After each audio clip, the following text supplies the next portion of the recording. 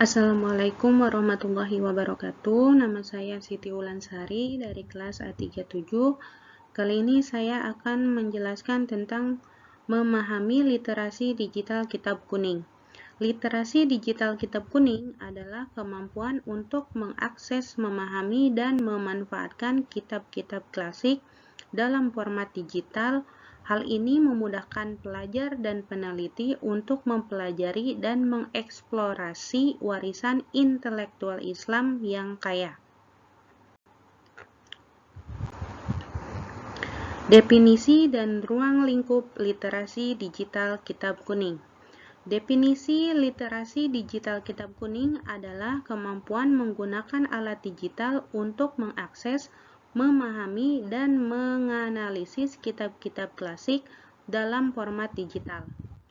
Ruang lingkup mencakup keterampilan dalam menggunakan aplikasi digital, menavigasi perpustakaan digital, dan memanfaatkan fitur-fitur penerjemah, pencarian, dan notasi teks kitab kuning. Urgensi dan manfaat literasi digital kitab kuning. Urgensi melestarikan dan mempromosikan warisan intelektual Islam dalam era digital. Manfaat memudahkan akses penelitian dan pembelajaran kitab kuning untuk khalayak yang lebih luas. Efisiensi meningkatkan efisiensi dalam pencarian, navigasi, dan analisis teks kitab kuning.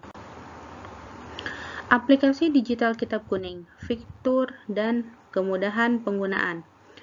Fitur canggih seperti fitur penerjemah, pencarian teks, dan anotasi yang memudahkan pembelajaran dan penelitian. Akses portable. Aplikasi digital memungkinkan akses kitab kuning kapan saja dan di mana saja melalui perangkat digital. Penggunaan intuitif antarmuka yang user-friendly memudahkan navigasi bahkan bagi pemula. Aplikasi digital kitab kuning dalam penerjemahan kitab. 1. Akses terjemahan. Aplikasi digital menyediakan terjemahan bahasa Indonesia yang akurat dan komprehensif. 2. Perbandingan teks. Fitur perbandingan teks asli dan terjemahan memudahkan pemahaman. 3. Anotasi dan catatan. Pengguna dapat membuat anotasi dan catatan pribadi untuk mempermudah pemahaman. Metode pembelajaran kitab kuning dengan aplikasi digital. 1. Yaitu eksplorasi teks. Menggunakan fitur pencarian dan navigasi untuk menjelajahi teks kitab kuning. Kedua, analisis terjemah. Membandingkan teks asli dan terjemah untuk memahami makna yang lebih dalam. 3. Anotasi aktif, membuat catatan dan markup digital pada teks untuk mempertajam pemahaman. Tantangan dan kendala dalam implementasi literasi digital kitab kuning. 1. Aksesibilitas. Memastikan aplikasi dapat digunakan oleh semua kalangan, termasuk yang kurang mahir teknologi. 2. Kualitas terjemahan. Menjaga keakuratan dan keseimbangan terjemahan dengan teks asli kitab kuning.